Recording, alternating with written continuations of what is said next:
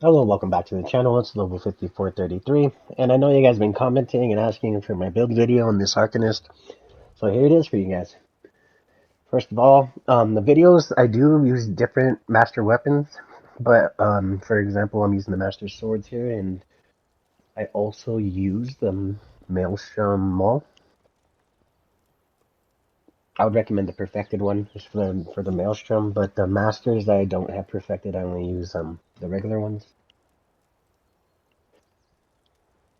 But you can see what that does if you use Crit Rush. Gives you a nice little damage buff there. So we'll go ahead and read that. And then there's a couple of options there that you can use. You can either use dual or 2H. And the Nernhone, we got charged on our weapons there with a fire glyph and a poison damage glyph.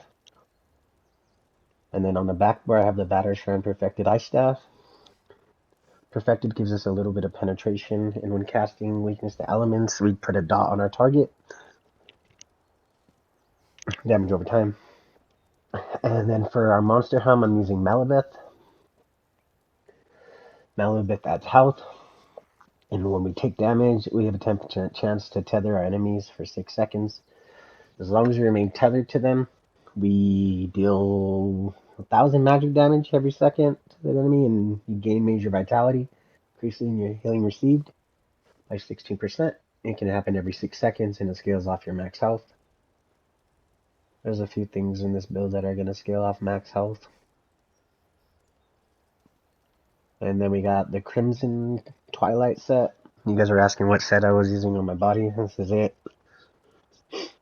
After taking damage, you surround yourself in an 8-meter mist of blood. After 2 seconds, the mist is violently siphoned your body, dealing 7,000 bleed damage to enemies and healing you for 100% of the damage done.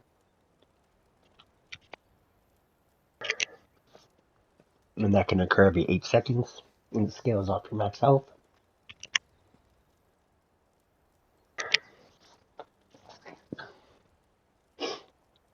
And then I'm pretty sure this is a reinforced Curious. Yeah, this is reinforced. And then everything else is going to be Impen. We got an Impen Druid Sash here. It's going to give us an extra little bit of health. And then Bracers of the Trainee. It's giving us more health. You could craft Druid and Trainee you're going to have to find in the Overland sets, but I have 5 heavy on this build, and 1 light and 1 medium. The light is the waist, and the medium's the bracers, the hands. And everything should be a Haikeijo, except the chest. I'm pretty sure the chest I have health. And then I got Bloodthirsty Jewelry on 2 pieces, with magic and spell damage glyphs on them with magic recovery. 1 ring is infused. And then I got Malakath's Banded Brutality. That's Bloodthirsty. And Malakath increases your damage done by 60%, but decreases your critical damage by 50%.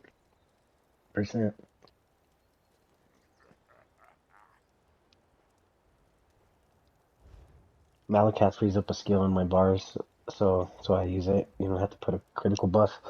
But we do have Recuperative Treatise, which gives us our major brutality and sorcery buff, which increases our weapon and spell damage by 20%. And then that also puts a little bit of extra damage on our skill abilities.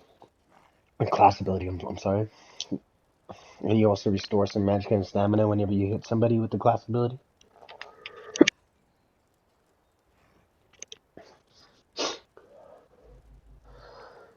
Which would be the Sephiarch's Flail, honestly.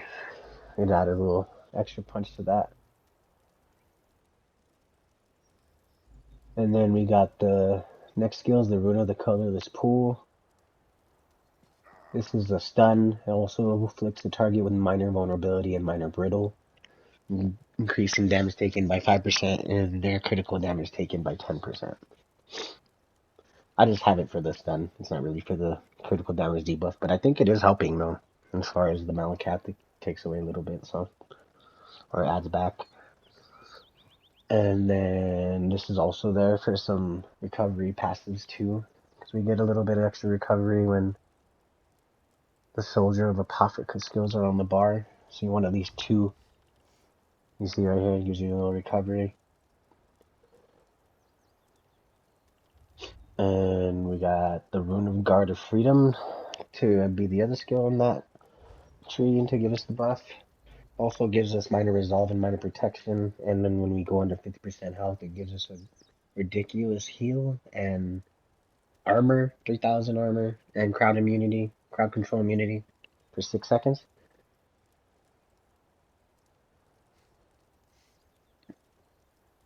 It's a pretty good heal, especially if you have a lot of health, which we do on this build.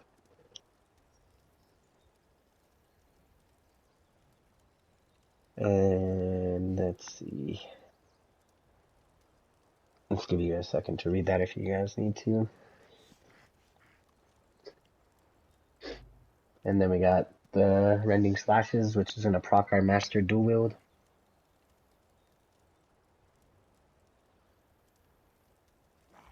And then our Execute, the Cephaliarch's Flail. It heals you. It's an Execute. And then Dawnbreaker for the ultimate on the front bar. And the back bar, I got Audacious Runemen for the heal. The Race Against Time for Expedition, Snare Immunity, and it also gives you a little bit of Minor Force, which increases your crit damage by 10%. And then the Previous Rune Ward, which is the God Shield of the Arcanist, which scales off your max health as well. And then Elemental Susceptibility, which is going to proc our Vatter's Crown Staff and also apply Major Breach to the targets, and also Chilled, Burning, and Concussed every 7.5 seconds. And then we got Crux Reaver Armor, which applies Minor Breach to targets that hit you and also applies Major Resolve to you. And then the ultimate is just a defensive ultimate on the back bar, the Abyssal Shield. Gives you like 133k damage shield. It's really hard to kill you with the shield on. And plus, if they do knock off the shield, it can kill them from the damage over time from the magic damage, as you see at the bottom there. It hits really hard if they do break it.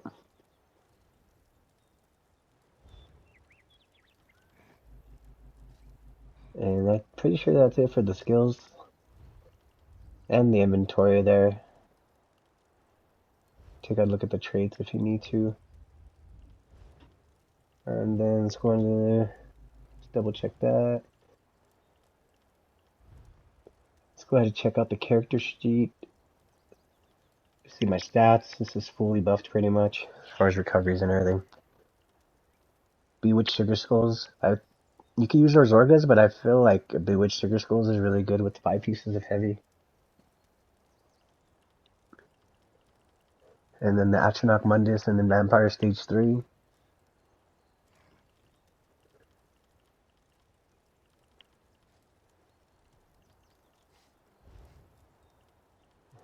And here's the champion points.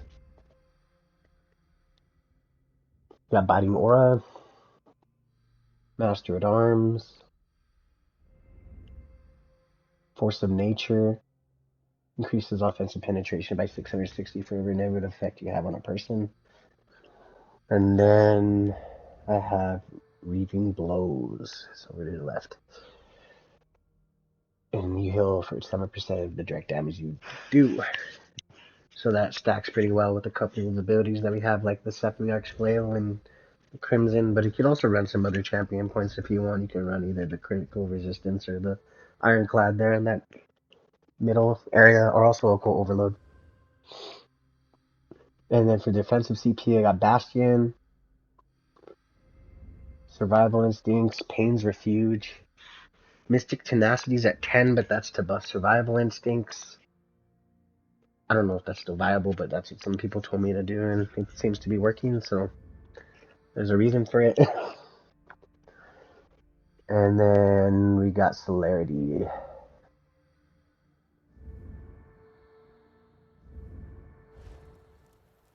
And that's pretty much it for the build video. I appreciate you guys liking and commenting on this.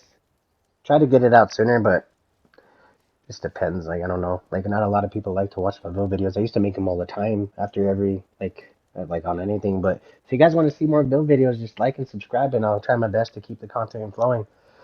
thank you guys again, and I'll see you guys in the next one.